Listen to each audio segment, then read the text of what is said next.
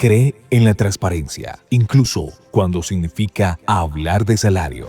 No, this is something that's going on actually across Europe at the moment, because it's a new directive by the European Union, which is called the Pay Transparency Directive, which will require that all companies need to be transparent when it comes to if it's a new job, you need to be transparent about the salary range for that job.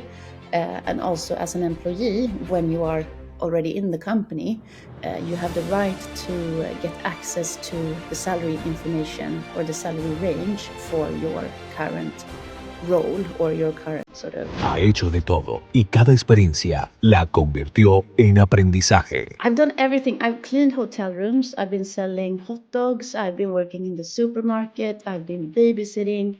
I've been packing. My mom used to work for this big medical company where they used to send out like letters to all of their customers. I would sit and like put 5,000 letters in an envelope, close it, put on a stamp, and so on.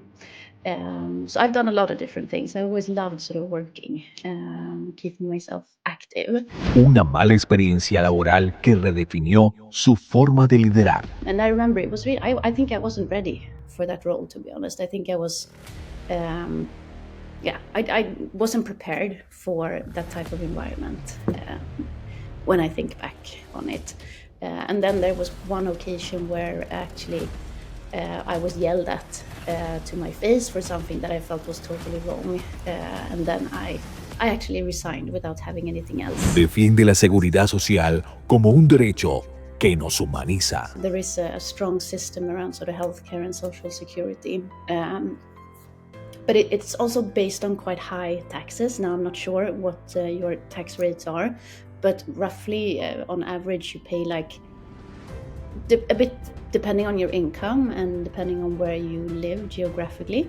Your tax can be anything from 29 to 35% of your income, and then if you are a high income earner, then it's like 50% on top of a certain amount. Y por encima de todo, es auténtica y genuina. It is a bad tactic, but it's hard sometimes as well, because I think a lot of companies won't. You have like high goals and you want to be a lot. But I think, to try to be genuine, like try to think about what we really are. What can you stand for? And talk about those things. How do you make HR truly extraordinary? What happens when you stop hiding salaries and start building trust? What if leadership wasn't about titles or ego, but about honesty, vulnerability, and curiosity? In today's episode, we sit down with Liz Skinner, CHRO of Teamtailor, raised between British humor and Swedish calm. We explore how culture, courage, and conversation can transform how we work. We talk about many things. Salary transparency. Yes, the scary part of putting numbers on the table. The mistakes HR keeps repeating, and how to stop designing policies that nobody believes in. We also dig into what not to do as a leader, why silence is dangerous in organizations, and how to build workplaces that actually feel human. There are a lot of stories, there are laughs, there are questions that stay with you long after you hear these episodes. And also, as Liz reminds us, real leadership starts when we stop pretending we have it all figured out. So Liz grew up in a home filled with music, humor, and heart. Her dad was a musician from England, and her mother worked in a library. Together they raised Lisa with values of kindness, empathy, and curiosity. Her childhood was, you can say, simple and safe, surrounded by nature, bikes, British comedy, and loud music. There was no internet, just play, joy, and learning to be a good person.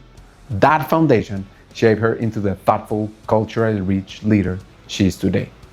So let's start the episode and let's learn how was Sweden like in the 80s and the 90s. No, but I think I remember, and again, my parents were not academics and so on, so I haven't come from an environment with a sort of a lot of money. I felt very safe but it's not that we lived in a big fancy house or something. And again, my parents didn't have very sort of advanced jobs and so on. But I think, I mean, Sweden has always been a safe country. And I think in the 70s, 80s, and beginning of the 90s, I mean, it was. I keep mentioning the word safe, but I think Sweden is built around sort of a really strong safety net with like social security and so on. You are very, very protected. If you become sort of unemployed or if you get sick, then you're sort of right to assistance, your right to health, your right to unemployment benefits is really, really strong. But I think what happened there in the sort of end of 80s or end of the 90s is that sort of interests raised a lot. So of course, people who had been very, very successful and so on, they were facing a lot of more challenges, and then the unemployment sort of um, rates got, of course, a lot higher. And then I do remember also in the end of the 90s, because that was when I entered sort of the working life, we had what we call the sort of dot-com era, because there was this like internet company boom. So a lot of companies had really sort of started a really sort of tech journey, but then money just sort of vanished. I remember myself, I was working for this really cool company who were doing they were doing like, it was like a search engine. So it was like a Google or something today that you would compare it to. Um, but what they did, and again, I think this was year 2000. Um, what they did is when you searched on something, I remember you searched on like Britney Spears, for example, because she was popular in this age. So then you would search for that, and then you would get like information about her, but you would also get all of like geographical connections to Britney Spears. So you would see where she went to school and so on. So that was one of my first real jobs, adding all of this information into a database. Trying to collect this. But what happened after like 5 months, the company went totally bankrupt because there was like no idea and really sort of strong funding behind it and so on. So I think that was one of the big, like the dot-com era was really, really peaking at a point, but also a lot of companies didn't survive during that time. Yeah. And I'm trying to learn a lot about Sweden, and also you have like this big discussion about like the welfare system. Yes, we do. And yeah. Can you explain me like what were the discussions? Because obviously for someone from Latin America, it's like, wow, Yeah. maybe that's not going to happen, or it's not going to happen anytime soon. No. No, absolutely. And I mean, as I mentioned, you are very protected. There is a strong system around sort of healthcare and social security. But it's also based on quite high taxes. Now, I'm not sure what your tax rates are, but roughly on average, you pay like a bit depending on your income and depending on where you live geographically. Your tax can be anything from 29 to 35% of your income. And then if you are a high income earner, then it's like 50% on top of a certain amount. So the taxes are pretty high, which means then that funds sort of healthcare and schools and so on. I mean, it's free to go to school. The public schools are really, really good. So I think that sort of is an explanation, I think, to the strong healthcare and welfare system. However, I would say, I mean, back in like 10 years ago, it was a lot different. Now it's, of course, been it's challenged by a lot of like private actors in and so on, which is sometimes good as well, because then you challenge the quality. And I would say, I mean, Sweden, we've been very protected, but a lot has happened here as well in Sweden. I would say that society has become much tougher. I guess 15 years ago, it was a lot easier to be on like a long-term sick leave or be unemployed and so on. But now, of course, I mean, everything needs to add up economically in the end. So I think that our society also, it's become a bit more tougher, and also like putting higher demands on someone if you've been on sick leave for a long time, that you have to be very, very active and find ways to come back to the job market and so on. But I understand also myself working in a global HR role, understanding sort of benefits and levels of compensation and what you have the right to in different companies, that it does vary. So when we compare Sweden to other geographies, yes, there is a strong safety net. Um, Explain me why psychology and human resources. Why did you study that and not anything else? Exactly. No, but I always knew that I wanted to study something. I wanted to go to university. I've always been working. I started working like alongside my studies in school when I was 14, trying a lot of different sort of jobs. Tell me about those jobs. I've done everything. I've cleaned hotel rooms. I've been selling hot dogs. I've been working in the supermarket. I've been babysitting. I've been packing. My mom used to work for this big medical company where they used to send out like letters to all of their customers. I would sit and like put 5,000 letters in an envelope, close it, put on a stamp, and so on. So I've done a lot of different things. I always loved sort of working, keeping myself active. And I guess that's what got me into one of my first jobs as well. After this internet boom thing, I had to find a new job.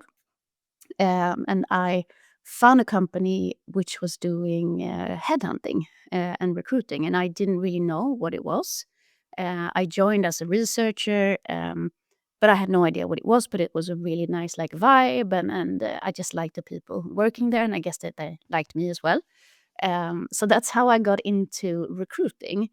And I learned like the basics, doing cold calls, mapping a lot of like companies and understanding how they worked and what type of profiles they would want to recruit and so on.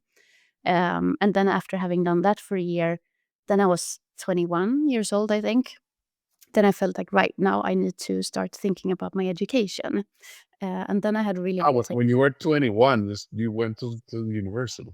I actually I started thinking 2001, but then I made my decision a bit later. So I started 2003. And that was thanks to a lot of my older colleagues because they like mentored me and say like, hey, but you can actually study human resources. If you enjoy working with recruiting and so on, there's actually like a program that you can take. So that's how I got into it. And during these 2 or 3 years that I worked as a researcher, I really found it was a passion. I really liked like the business part of the recruiting, but also the people part and sort of connecting the needs and finding that sort of best match in a profile. So that's how I got into this field. And why did you start working so early? That's a good question. I think I always um, enjoyed having freedom, and sometimes money can give a bit more freedom. Um, and I wanted to be able to do the things that I wanted to do. I didn't get a lot of like pocket money and so on. And I think my parents also sort of encouraged me to do something extra if I wanted to do more things. So I didn't feel like forced, but it was something that I really enjoyed then being able to buy. If I wanted a special sweater or something, I knew I wouldn't get it from my parents, then I could buy it myself. Mm. Nah. And what were the memories of that time studying human resources? Like you had like a vision that you wanted to become a CHRO, or you just say, "Yeah, I like to be with people. I want to learn more about it." Mm. No, I didn't. I don't think I was so focused on recruiting in my like initial years.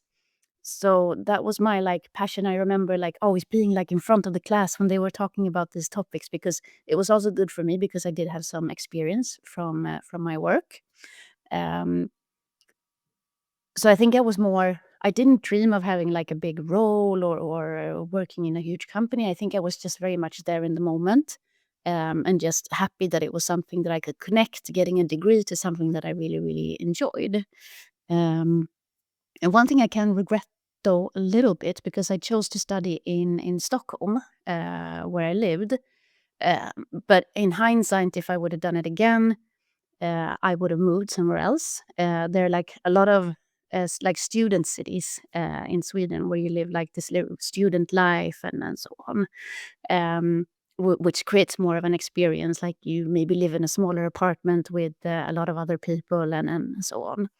But the reason for it that I was actually working a lot on the side, so I had a few jobs that I wanted to continue with, and also I had just met my husband, or the guy who's now my husband. So it didn't feel right to move, but it's something that I wish sometimes would have happened. And what were like the moments that you remember the most working in Accenture or these big companies, or the challenges maybe, or the bad bosses, or the good ones? I don't know that you had in that part of your store. Yeah. A good question, and I remember, I mean, because I did apply for Accenture, which was this huge company right after I graduated, and I spent 8 years there. So that was like my school of really growing up and becoming sort of more professional, learning how to communicate, learning how to work with different stakeholders and partners and so on. But it was tough, and I remember someone told me during my interview for Accenture that most likely there will be moments where you just want to cry because it's going to be like a tough environment, and I did. Um, Absolutely. But I also Why? learned Why did uh, you? What were those moments? no, because I remembered it was the stress levels were really, really high, and you were expected to solve a lot of like challenges. And I guess that the dynamics, there was a very strong like hierarchy at Mm. that point. And I guess, I mean, now I'm a lot older, but I was very, very young and just coming in and wanting to make sure that everyone was happy and so on. And then when things maybe didn't go as planned and so on, for me, I took it very personally. And it was a tough, very tough environment, but also, yeah, also a great school.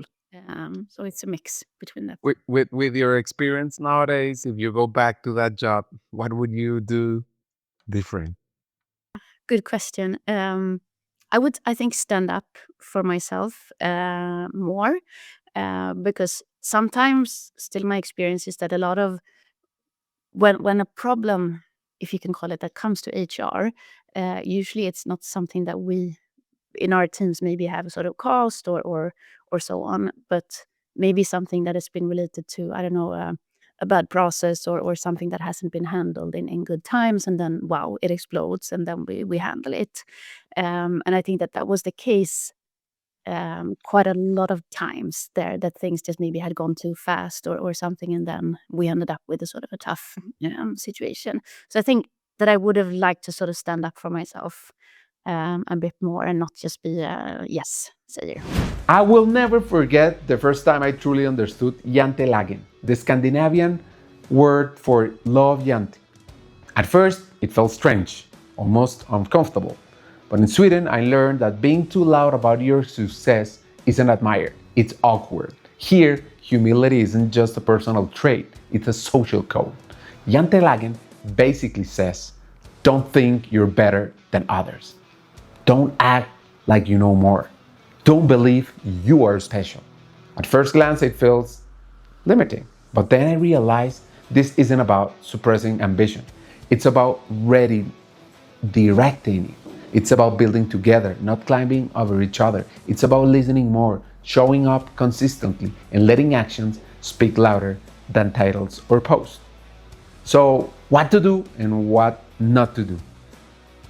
Do celebrate team wins, speak with purpose, build trust quietly, and be generous with credit. Don't overpromise, brag, dominate the room, or pretend to have all the answers. Jan Telagen taught me that real leadership isn't about being the star. It's about lighting the stage for others. And honestly, that's leadership model the world could use a little bit more. So let's get back to the episode and learn what happened with Liz after Accenture. I only stayed 9 months in that job because there was big sort of clash in the values, and there I did actually stand up for myself. So I think that that was something that I had learned.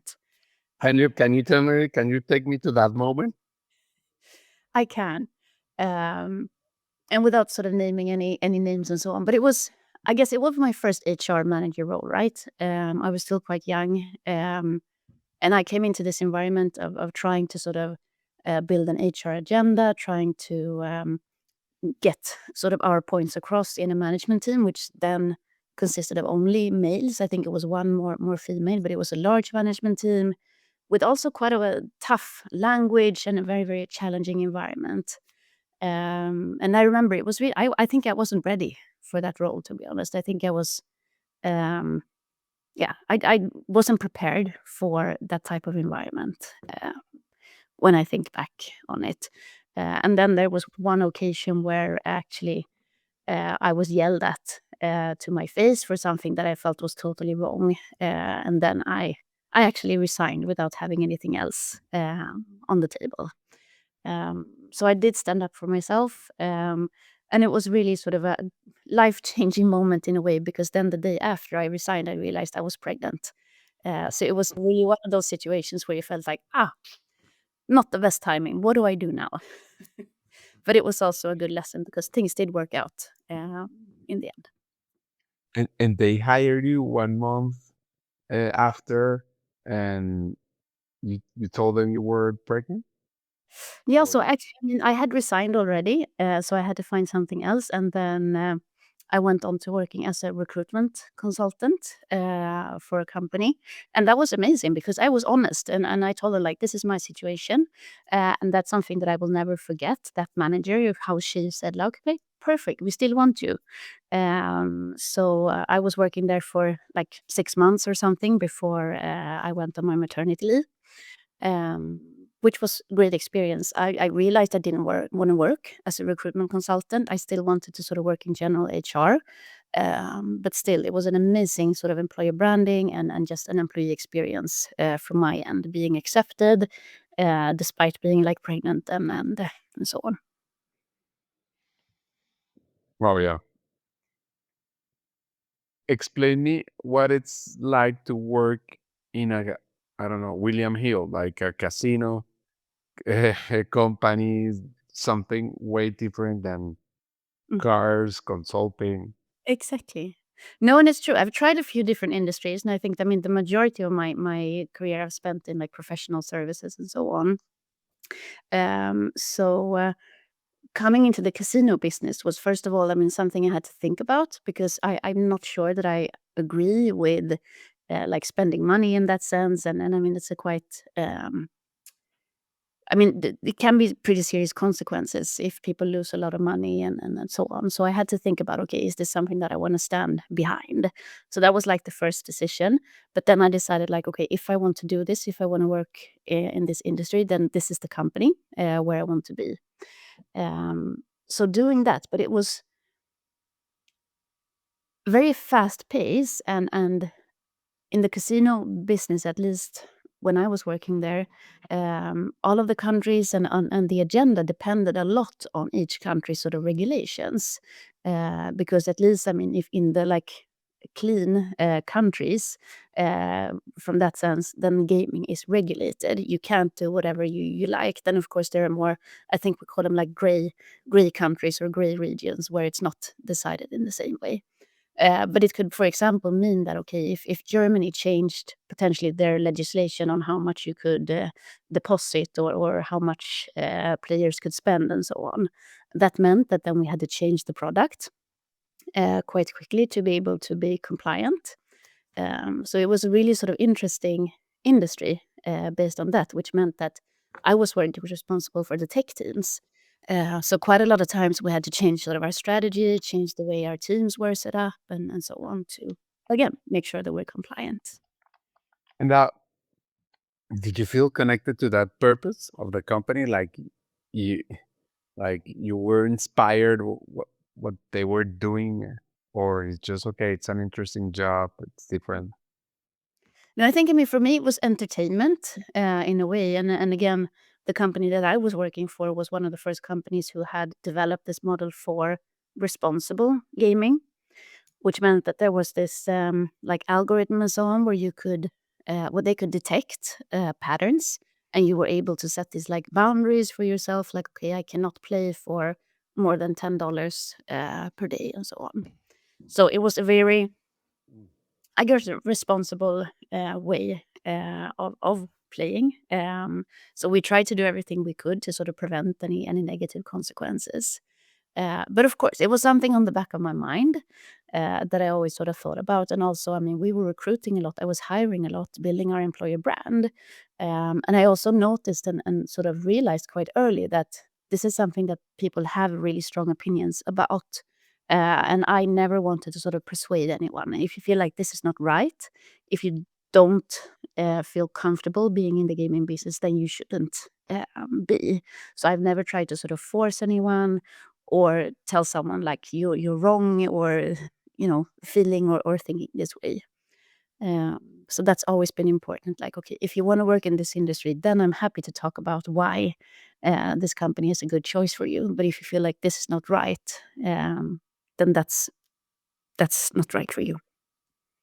Yeah, the cultural fit and the, I don't know, purpose fit must be really important for It is. someone on that kind of companies. Exactly. And do they have like a different practices to attract and to develop talent that you didn't experience in other industries? That's a good question. No, I don't think so. I mean, internally, it was I mean, that's the beauty of HR. I guess that a lot of the challenges, but also the opportunities and sort of processes are quite similar. So I don't think it was anything particular. Then, I mean, of course, the compliance, making sure that everything you do, and especially in the tech area, um, that it's rightly done. Because of course, I mean, the consequences, the potential consequences if something goes wrong, both from like a financial perspective, if there's a big bug or something, can be huge. So maybe different in terms of sort of internal training and making sure that everyone knows what they're doing, and especially from a tech point of view, not sort of pushing the button and not sort of pushing things to production unless you're sure. And what it's like to work in a gaming company, especially, I think, I don't know, it's the most famous game I ever seen, Candy Crush. Yeah, And how was that story? How was the experience at King? exactly. No, but it was fun. I've always been so curious about King because, I mean, of course, there are a lot of amazing Swedish tech companies, which makes me, as a Swede, half Swede, very, very proud, of course. And King has been one of those companies. Like, if I looked at my own sort of LinkedIn flow, then like half of my network in HR have been working at King because, first of all, it's been attractive, and then it's been a company that's evolved and grown a lot. So when the opportunity came to me to join the company, it was like I had to try it. Um, and what it's like working in that type of industry or company, I was not working with like the cool game developers. I Okay. was working more on like the tech back end with all the more really like deep technical stuffs and supporting those teams. But overall, I would say that the culture was extremely like um, what's the best word? Like innovative, because you always have to sort of stay on the front of technology, and then I think that the core, just the purpose of entertaining people is something that is so strong. And I think what the company did really well was also making sure that like internally, like communication in all of our documentations and slides and so on, that was also a feeling that we wanted to make sure that everyone felt, using like a simple thing, like using the characters from the games, using them also in presentations and so on. And then, of course, I mean, it's an industry that has been very successful, so it's also amazing with like perks and benefits and so on. An industry that really took care of us as employees, I would say. Yeah, I don't know how is it to work in a gaming company. If I, for I don't know, for example, the incentives, the compensation, It's something different because obviously gaming knows how to incentivize, grab your attention. Mm. Did you find like innovative practices in HR at King? No, but I think, yeah, I mean, my experience is that different industries pay different amounts, of course, because depending on um, how successful they are, of course, but also I think it has a lot to do with, again, coming back to the entertainment purpose.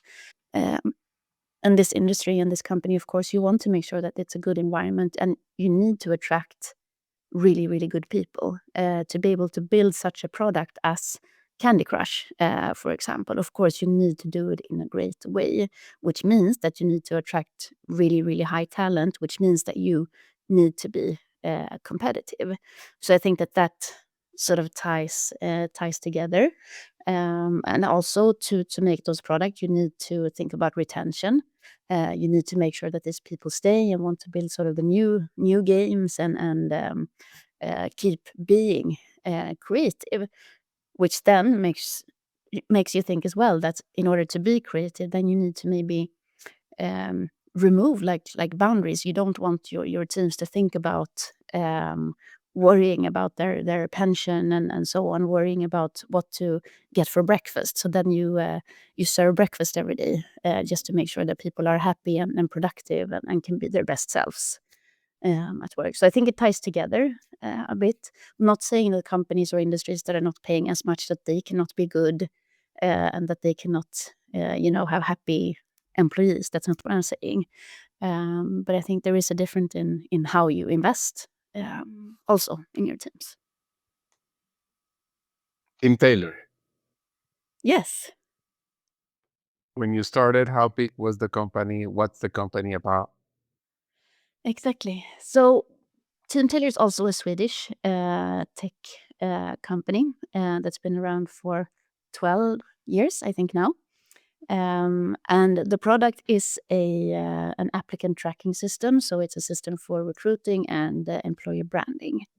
And I guess what's been unique and what still is unique about Teamtailor is the big focus on the usability. You see the color pink here behind me, which sort of is a big symbol for us with happiness and just joy, which is something that is important for us to also sort of transmit in our system, where it's important for us to make it easy to use and for HR as users to be able to sort of manage a good technology in a really, really easy way. So when I joined the company, we were 220 people, I think, and today we're 530. So it's yeah, I've been here for 3 years, and of course, it's been an amazing journey to follow the success of this product. And now we have customers, more than 11,000 customers in more than 90 countries. So it's really amazing just to see all the like global perspectives, and just thinking about that people are using the product in so many countries is fantastic. And what is it like to work in HR tech as a CHRO? Yeah, what's it like? I think it's been amazing to and challenging as well, because I think for the first time it's a product that I can really relate to. I mean, comparing with like the cars, of course I understand what a car is. I drive cars, but when it comes to sort of consulting, when it comes to the technology and so on, I mean, it's not something that I understand maybe in the same way as an HR tech product, because I've been a user myself. I can relate. I'm part of the target group of our audience. So it's been really, really fun. It's been rewarding, but also very, very challenging. A lot of our team members have also worked in HR and have a big interest in HR. They talk to HR people all the time. So the challenge in that is that, of course, there's a lot of like curiosity and interest for what we're doing also internally, which is good because it keeps us on our toes. And of course, I mean, no company is perfect. We've tried our best to sort of build our HR processes and support the growth of our company, but we have really tried hard as a team to be inventive and really work in smart ways, also knowing that the company has been planned to grow a lot. So also trying to think about how can we scale all of our processes, trying to remove manual things, trying to work smart with different sort of tools as well. So really, really interesting journey. And from what you mentioned, Team Taylor has experienced, I don't know if you could call it exponential growth or accelerated growth. Like, what was the most significant make or break talent decision you had to push through from the last years? And you mean from an HR perspective, or Yeah, from like, the HR perspective. no? No, I think it's a good question. There's been so many decisions sort of along the way, and the pace is of course really fast, and we have to be smart in what we do. So I'm not sure if I can think of a specific decision. I think it's been very important and conscious when we have grown our own team. And I remember, because when I joined, the HR team was 2 people, and now we're 9. So it's still quite a small team, but again, trying to work very smart. But I remember initially when I was able to start hiring and growing the team. And then my team challenged me because I presented candidates for our first or our third hire, and my team member challenged me and say, "Hey, Lisa, these are exactly like you. We should think in a more sort of diverse way," which really got me thinking. And now I'm really proud because I mean our team we're 9, and yeah, we're 9 different nationalities speaking so many different languages, which really mirrors our organization. And that's something that I think about. Like, if I hadn't listened, if I had chosen to say, like, "Hey, no, I think that this is the right profile, we should go with my own sort of background," then I don't think we would have been able to build such sort of strong relations with our business stakeholders and so on, because now we can really mirror what our organization looks like, both in terms of nationalities, but also experiences, languages, and I guess cultures. So I think that was a big decision. How do you connect so many nationalities and cultures? What's the best and worst practice, maybe also? No, but I think, and I mean, I'm sure other people have other solutions for this, but I think that the way that we've done it is try to just embrace that there are a lot of different cultures, and creating that awareness, creating the understanding, and also celebrating that there are different cultures. Um, and I think I mean, of course, that's like diversity and inclusion, and just valuing the different sort of perspectives, and so on. But it's not always easy, and it's something that we have to be really conscious about also, because I mean, growing as a company and creating sort of our routines and creating, as we talked before about, as like benefits and so on, to also have that perspective. And sometimes we do it right. Sometimes we forget about things that might not be suitable in different locations. We schedule maybe meetings at the totally wrong time zone, or just forget to include everyone in the best way. So I think it's a learning journey. And again, we're not perfect, but just, I guess, embracing the value of everyone's sort of contributions. At least if you start thinking like that, then you can go wrong, but then you have to own the mistakes and apologize and say, like, "Hey, we screwed up here, but we want to do better." As you mentioned before, you learned that you had to stand up, right? And as a leader. Now, Yes. every CHRO, every time I talk to, they have like their own non-negotiables. Which ones are like your non-negotiables for having like a thriving workplace? Yes. Well, good question, but I think I don't see myself as a person who goes out and like demonstrates and stands on the streets and shouts for different things. But something that I've learned along the years is that some of my values are really, really strong. So I think fairness is something that is really, really important to me. And that doesn't mean that you can't make tough decisions. It doesn't mean that you can't let people go. It doesn't mean that I can't give bad news or something.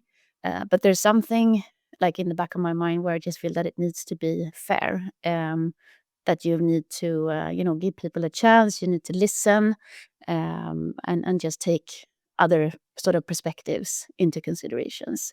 So I guess that's like if I feel that's kind of why I left that company back in the car industry, because there was something there which I felt like this is one of my like basic values with the fairness. This is not right for me.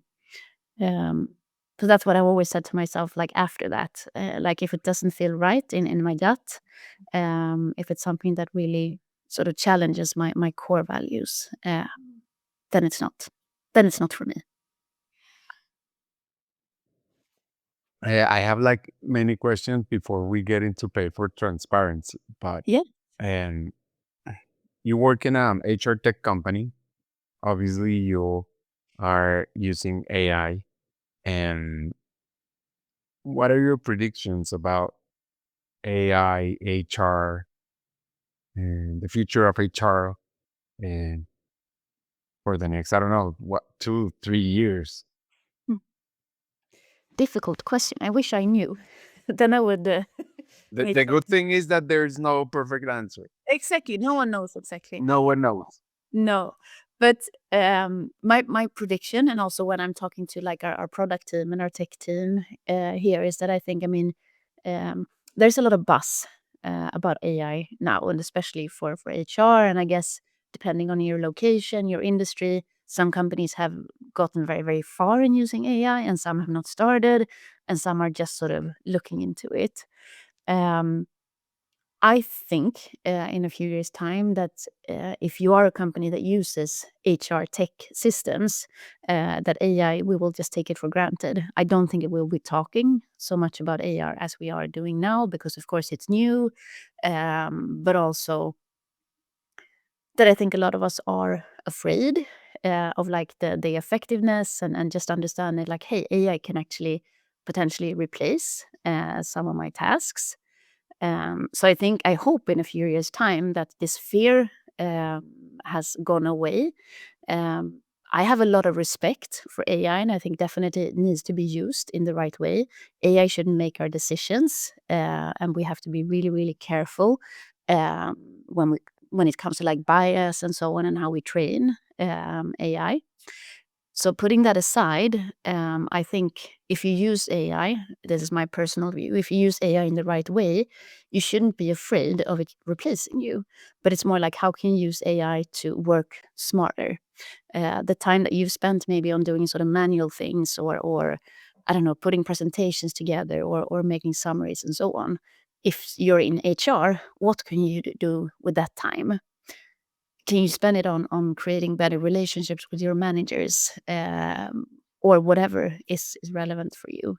But again, I think in a few years' time, we will take it more for granted if we're using systems in AI. And if you're not, then I think you will have a risk of falling behind, I think. Yes, I think, yeah, it's something that we need to get into. And you are a coach, right? Yes, exactly. How is it to be a coach as a CHRO? What were like the most difficult conversations that you had as a coach, as a CHRO? Mm. No, but I think that the coaching part is something that's always interested me, and I think that there's a big difference in being like a coach, a mentor, or a manager, or something. Because what I've liked and what I've learned from like the coaching toolbox, if you call it that, it's just like the power of asking questions. I think sometimes one of my strengths is more listening than talking, and by being listening really actively, there are a lot of things that you can pick up in a conversation. And as a coach, your task is never to have sort of the answers. The task is not to solve the problems. I guess again, if you put that aside from like a mentor, where maybe you go to a mentor to just say like, "Hey, I have no idea what to do. Tell me to go right or left. What would you do?" A coach is more the person who asks the questions that makes you think, and that challenges you and sort of helps you go in the right direction, but it's still your own like engine which is driving you there. Um, so I think that that's something that has really, really been just adding to the toolbox. I think, I mean, as if you're working in HR, then you do have a lot of like difficult conversations, and you end up in situations where people need advice or are stuck or are behaving in a way which is not productive and so on. So I think having added those tools to my own toolbox has just helped me sort of create better relationships, but also being able to help other people grow, I guess, in another way. But again, by themselves, it's not me doing the work, and that's what's so cool about that methodology. Nice. Um, Maybe we will go back to the future of HR and so on, but I want to focus on a topic that for me is so interesting, which is salary or pay transparency. Yes. Can you tell me like the story of what's happening in Sweden with the salary transparency and what you're doing? I don't know if you're implementing that in Team Taylor or not, and what happened if you're implementing it. No, absolutely. No, this is something that's going on actually across Europe at the moment, because it's a new directive by the European Union, which is called the Pay Transparency Directive, which will require that all companies need to be transparent when it comes to if it's a new job, you need to be transparent about the salary range for that job. And also, as an employee, when you are already in the company, you have the right to get access to the salary information or the salary range for your current role or your current sort of band.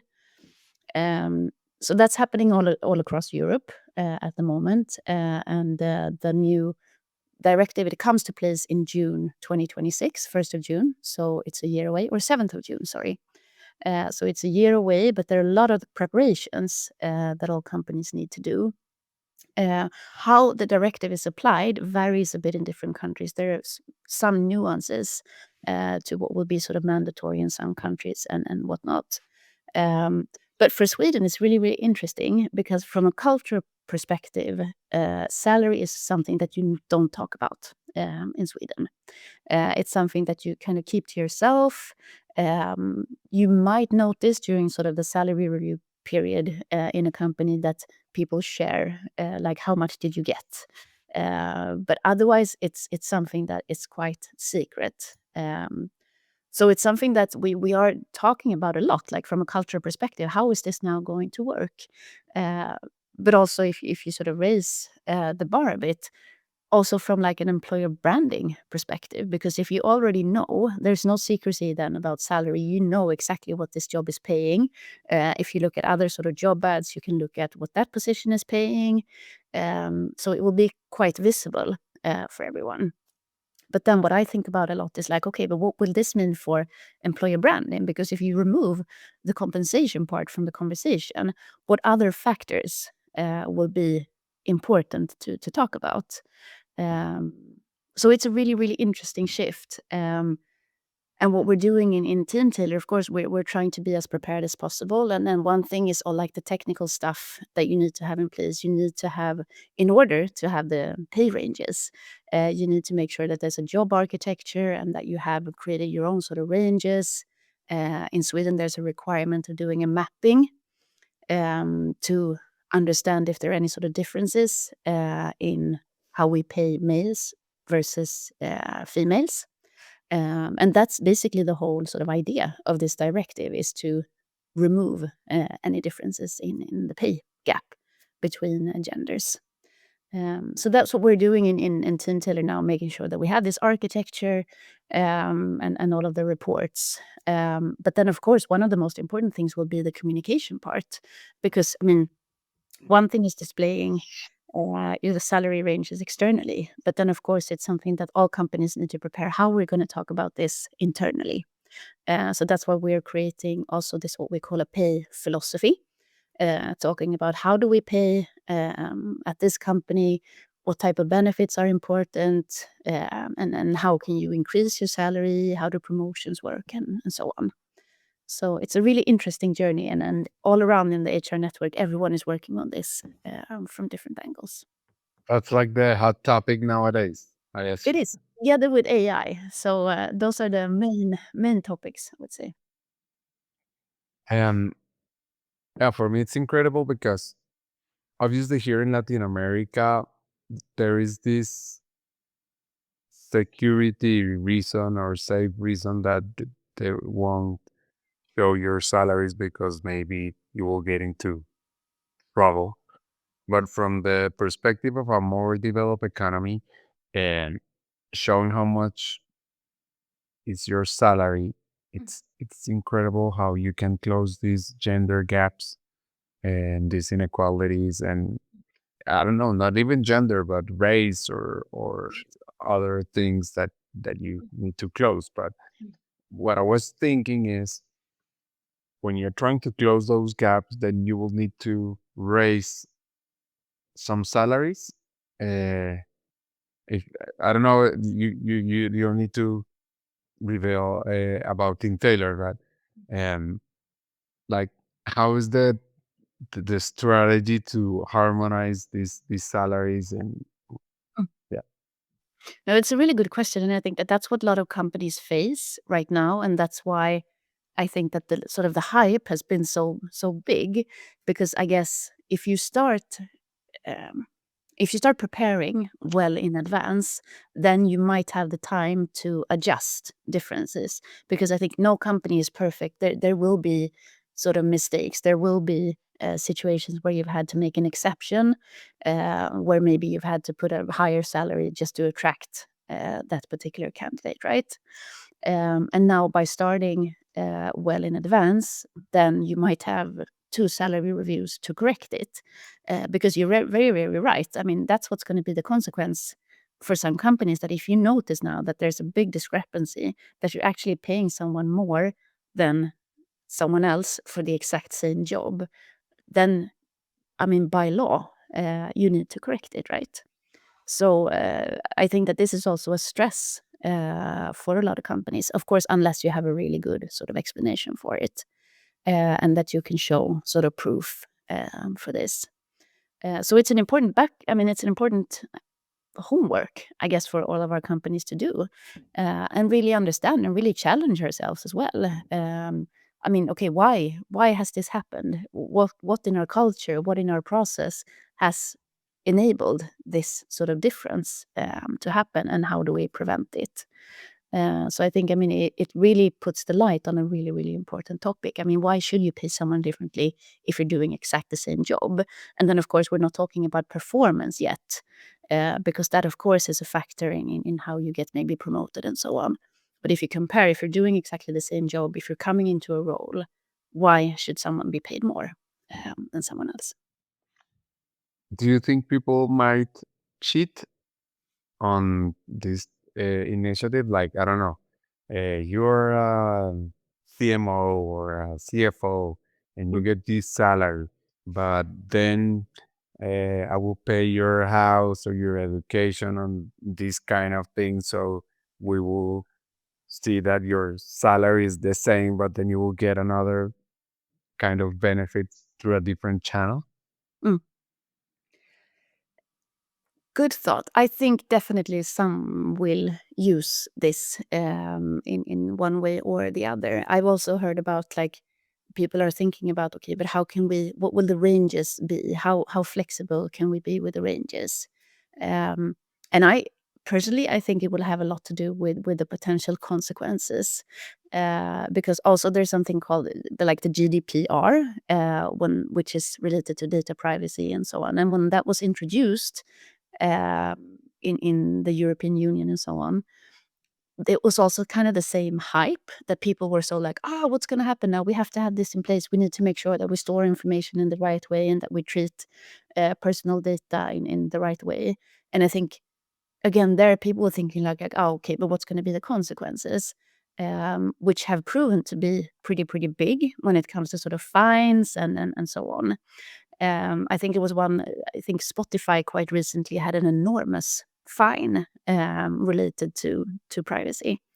So I think it will kind of relate the same. I think people will definitely, some companies might cheat, but I think that it's also a bit sort of waiting to see what could potentially happen. So I hope not. I hope that we use this as an opportunity to try to be more equal. But it will be interesting to see, okay, but how can we actually, if we do need to make exceptions, how can we make that in a compliant way? I read a book I truly recommend. It's called The Nordic Theory of Everything, written by Anu Partanen. It's challenged the common belief that freedom means doing everything on your own.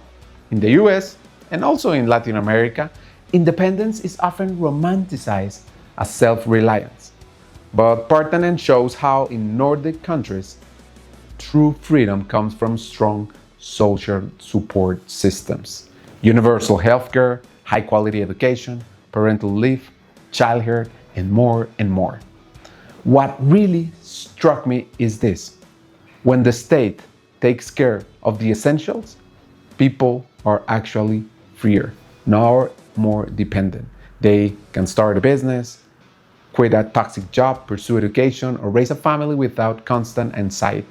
And that changed everything, not just for individuals, but for how talent flourishes, how leadership is exercised, and how society evolves. One of the most powerful takeaways, listen to this, I love it. Love should be about connection, not dependency. In Nordic societies, couples don't stay together out of financial need. They stay because they want to. That idea alone is revolutionary. This book, it's a must for everyone who wants to think differently about well-being, ambition, and what really means to build a society where people thrive. It's not utopia. It's policy, culture, and mindset working together. And it leaves you wondering, what would our countries look like if we dare to do the same? Now, let's get back to Liz, to best and worst practices in HR. I think, when it comes to employer branding, it should be like the true image of what it's like working in a company. I think like if you try to be something that you're not, then candidates and definitely your new joiners coming into the company will see through that. So I think, if you want to be a really diverse company and talk a lot about diversity and inclusion, and if you want more female colleagues, for example, then I think it's important to be transparent, to say like, hey, this is what we want to become, this is what we're striving for, but then be honest about the current situation. If you only have two female colleagues, then be transparent about that. Don't lie and say like, oh, we're a diverse company, and then from a gender perspective then, and then when you come in and you look around and then it's like, hey, this was not what you shared. But then if you say something else, like we want to become a diverse company, this and this and this is what we're doing to reach that point. At the moment, these are your two female colleagues, but hopefully we will be more in the future. So I think being transparent about what you currently offer is one of the best ways, because if you just try to sell something that you're not and are not honest about it, then I think you will ruin your brand, and that's what people see through quite quickly, I believe. Yeah, so like trying to sell like you're in Disney, but then you start working and I don't know, something happened like your experience at that company or something. It's uh, It's the worst But it's hard. tactic. It is a bad tactic, but it's hard sometimes as well, because I think a lot of companies want. You have like high goals, and you want to be a lot. But I think, I mean, to try to be genuine, like try to think about what we really are. What can you stand for? And talk about those things. Those are the things. Talk about your teams. Talk to your teams, and ask them, like, what is it like to work here? What are the things that you appreciate? Because sometimes it can be also like a discrepancy between what the management want to be, and what we think. But then if you talk to our team members, they might have another sort of perception. So I think that that's also important to be true to that. For example, what do you do at Team Taylor? Like, what are like your speech? Why you're a good place to work at? Mm. No, I think we have like three parts of our strategy. The first one is called Happy Teams, which is all about us being an attractive employer, both to new employees, but also, of course, for everyone who is already with the company. And then we talk about happy users, which is showing our sort of strong focus on the usability, like the pink color, the fun of using our product. And then we're also talking about growth. But if we're focusing on the happy teams, which is mainly sort of, I guess our people strategy, then it's a lot talking about our culture, what makes us sort of strong together, and how can you stay happy, but also be productive, not be afraid to receive or give feedback, and always want to sort of strive for more. So I think that that's a really sort of important combination. But what we talk about is a lot of happy teams, making sure that we do the right initiatives and so on for everyone to feel that they can, be their best selves, and that we have a happy climate, basically. And from the other side, about attracting talent and recruitment, and like, what are the do's and don'ts? The do's and don'ts. I think one thing, if you talked about like the future of HR, when I think about the future of recruiting, I wish that like the candidate experience is a topic that we don't need to talk about, because I see so many companies, and so many like LinkedIn posts and so on, where you talk about this like ghosting, where candidates have sent their applications and so on, but don't receive any feedback, or just become totally forgotten. And I think that there's so many ways to create a good candidate experience. And I think that's one of the like key things, if you want to also, of course, build your employer brand, but also become like a successful company. Also, if you need to grow, then you need to be so careful with this. So I think that the best practice is, of course, I mean, make sure, don't be sloppy in your recruiting process, whether you're using a recruitment tool, if it's Teamtailor or any other tool. Make sure that you use the tool in the right way. Get to know your tool, because a lot of tools, I mean, if you have AI in the tool, or just a lot of other functions, there's a lot that the tool can do for you to still create a great experience, but without you having to be sort of in each of the manual steps. So I think that's one of the most important things when it comes to recruiting, actually. It's like the first step of an experience. Like, what was it like? Do they feel like I'm important, or just another CV in a system? Exactly. And And just getting feedback. I mean, just knowing that, hey, you spent time on putting your application together, or you spent time on a phone screen, or a longer interview, or solving a case. I think it's so much about just also paying respect, and showing that you value the time that someone has spent in your company. And I mean, let's face it, you never know where that person is going. That person might be your next client, or someone who has an influence in some way on your business. So candidate experience, it shouldn't be so hard. yeah, of course. And what's a good advice that you have received, and what's a good advice that you usually give to people? You don't. The question is tricky because you can't say the same advice Ah, twice. okay. No, but I think one advice that I actually asked um, one of my colleagues in one of the gaming companies, because we were going through a lot of changes, and I myself I found it really hard sometimes to sort of show up and be in these meetings when we had to do all of these hard conversations and so on. And I asked him, like, what's your trick? How do you do this? And actually he said, it's like, I keep showing up.